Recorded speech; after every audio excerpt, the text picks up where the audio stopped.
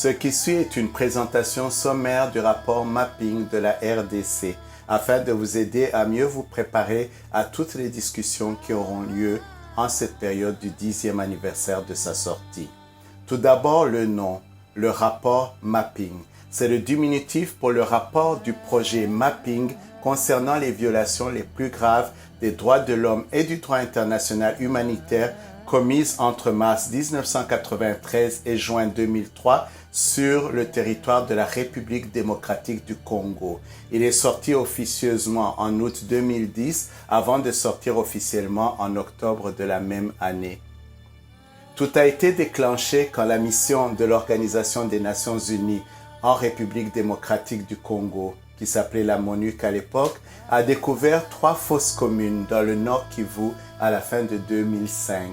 À la suite de cette découverte macabre, les Nations Unies ont mené des consultations internes, consultations qui ont abouti, entre autres, à la décision de procéder à un inventaire des violations les plus graves des droits de l'homme et du droit international humanitaire commises sur l'ensemble du territoire de la RDC entre mars 1993 et juin 2003. En mai 2007, Mme Louise Arbour, alors haut-commissaire des Nations Unies aux droits de l'homme, a présenté le projet de mapping au président Joseph Kabila à Kinshasa, qu'il a approuvé. En décembre 2007, le Conseil de sécurité des Nations Unies a passé la résolution 1794-2007 et le 30 juin 2008, Mme Louise Arbour a écrit au président Joseph Kabila afin de lui annoncer la venue imminente de l'équipe chargée de mener à bien le projet mapping. D'octobre 2008 à mai 2009, une vingtaine d'officiers des droits de l'homme se sont déployés sur l'ensemble du territoire de la RDC afin d'y recueillir des documents et témoignages permettant de répondre aux 3 objectifs définis par le mandat. L'exercice est effectué de façon chronologique et province par province.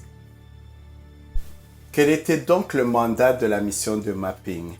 Le secrétaire général des Nations Unies a donné 3 objectifs à la mission de mapping. 1. Dresser l'inventaire des violations les plus graves des droits de l'homme et du droit international humanitaire commises sur le territoire de la RDC entre mars 1993 et juin 2003.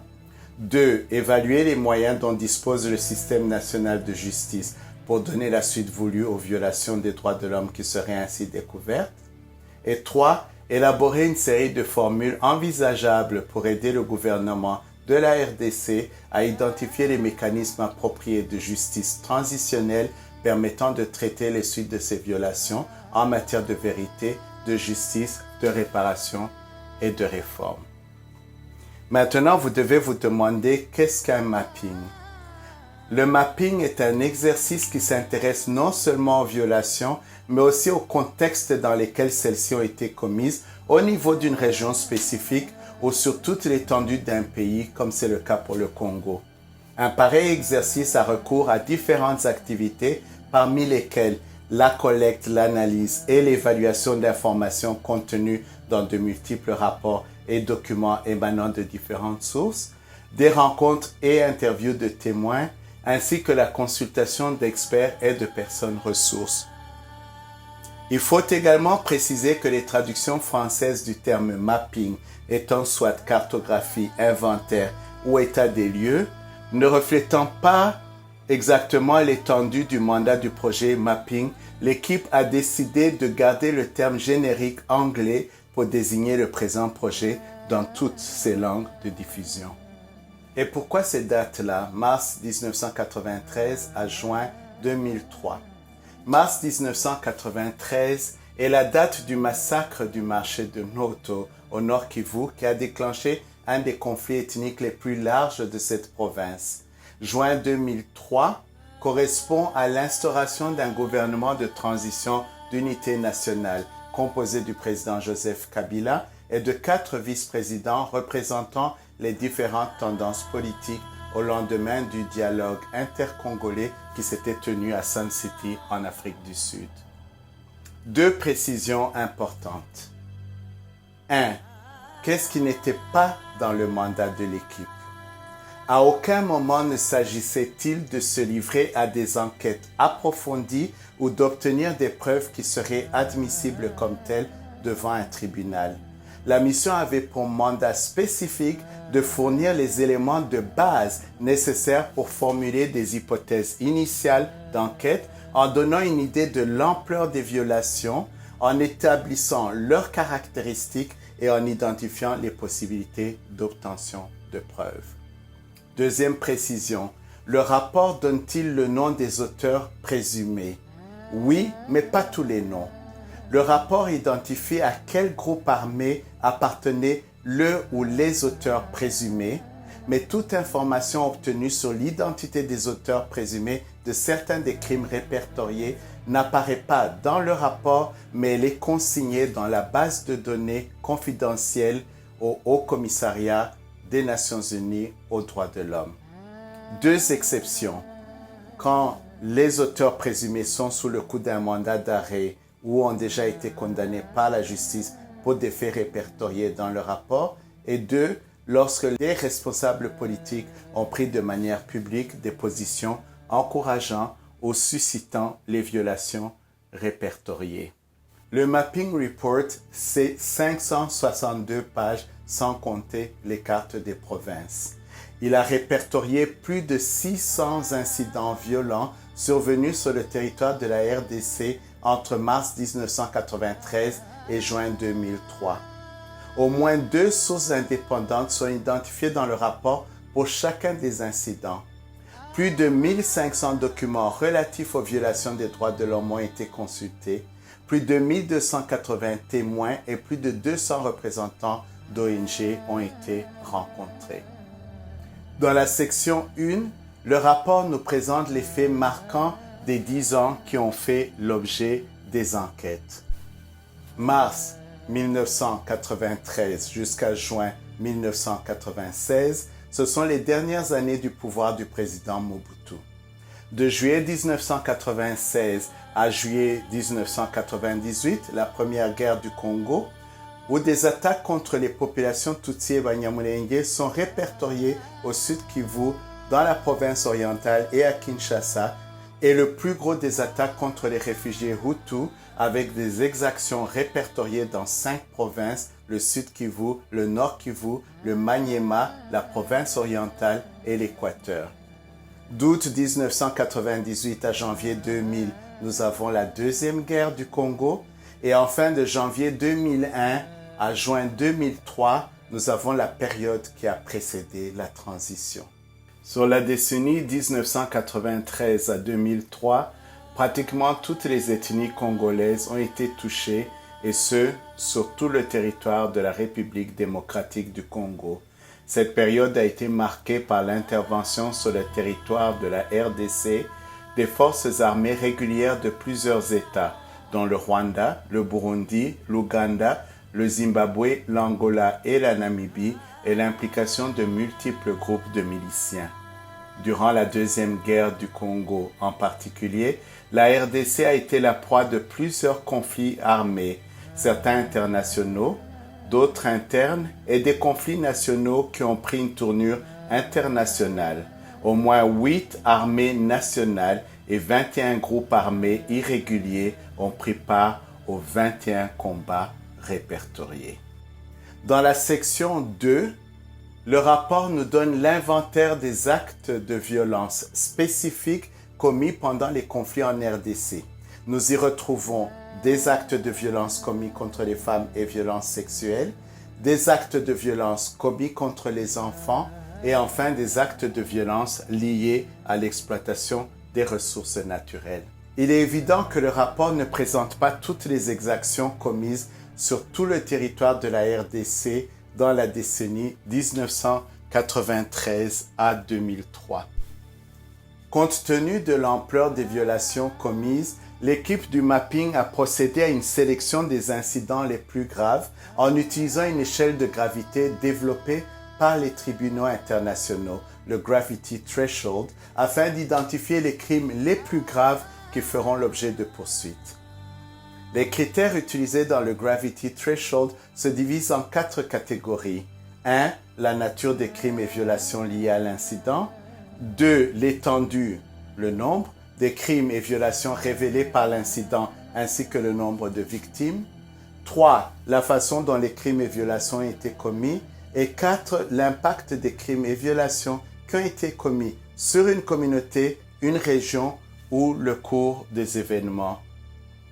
Ainsi, pour ce qui est des actes de violence commis contre les femmes et les violences sexuelles, le rapport présente différents cas de figure où la violence sexuelle, par exemple, est utilisée comme instrument de terreur, d'esclavage sexuel, où la violence sexuelle est commise sur la base de l'appartenance ethnique, où la violence sexuelle est commise au nom de pratiques rituelles et, selon certaines victimes du Sud Kivu, où la violence est commise comme étant part d'une politique délibérée de propagation du VIH-Sida par les forces combattantes à autant de femmes que possible afin que celles-ci infectent leur propre communauté.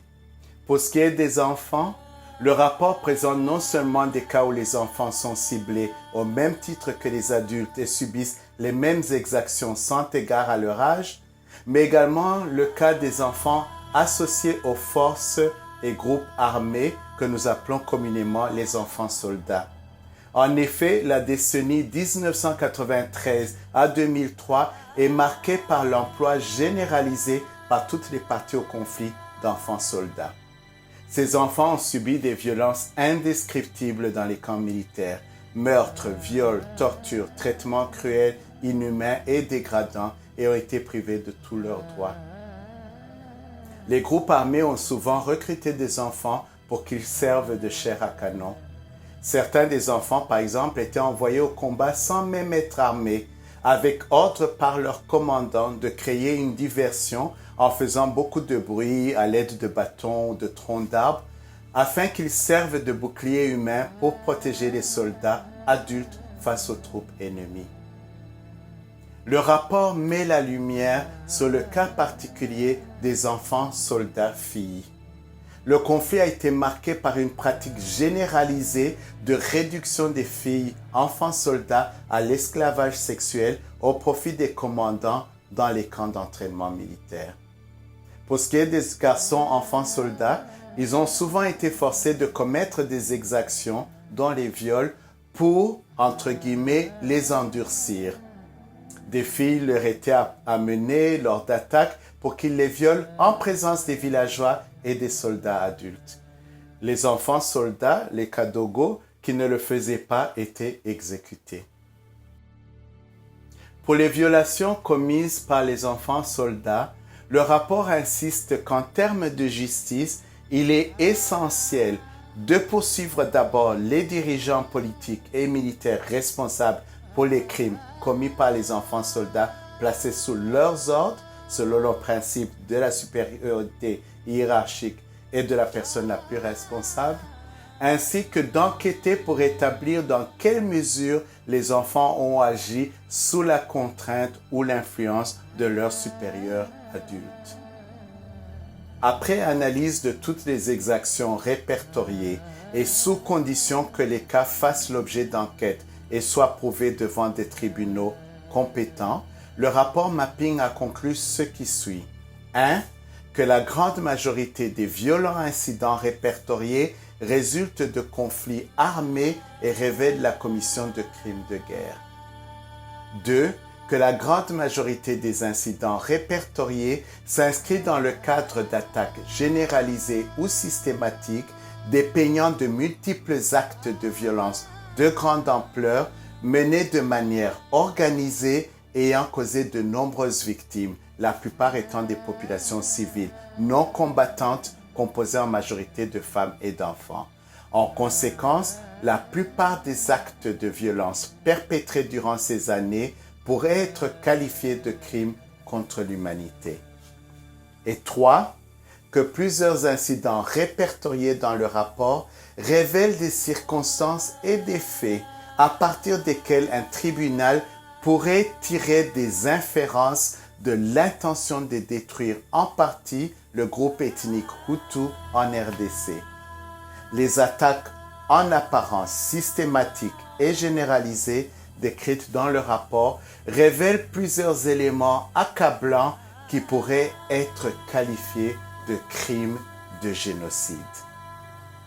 Le rapport a en outre conclu que plusieurs des violations du droit international, des droits de l'homme et du droit international humanitaire répertoriés constituent des crimes internationaux et engagent la responsabilité pénale individuelle de leurs auteurs.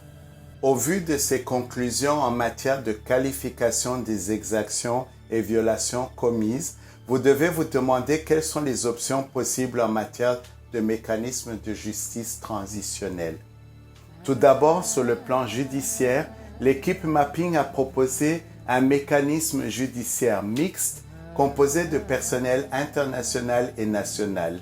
Les modalités de fonctionnement et la forme exacte d'une telle juridiction devraient toutefois être décidées et détaillées à travers une consultation des acteurs concernés, y compris les victimes, pour conférer au mécanisme adopté crédibilité et légitimité. L'équipe Mapping a également recommandé de voir dans quelle mesure la Cour pénale internationale, la CPI, pourrait s'engager davantage dans le Congo, notamment pour les crimes les plus graves qui pourraient difficilement faire l'objet de poursuites en RDC en raison de leur complexité.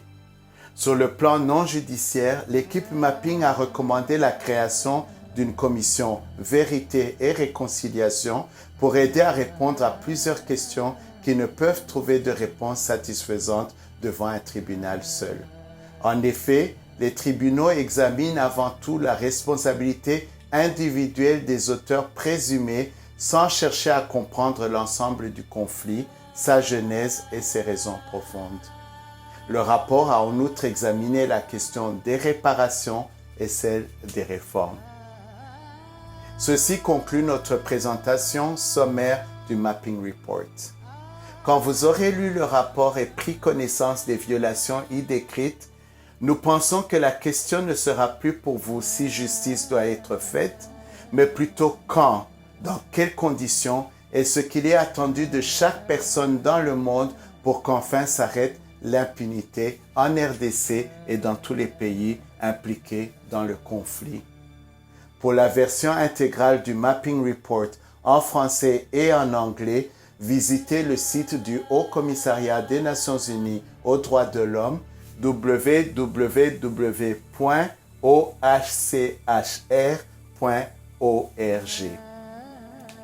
Cette présentation sommaire du Mapping Report vous a été apportée par Gira Uo Ubukira. Racontons nos histoires et brisons nos murs.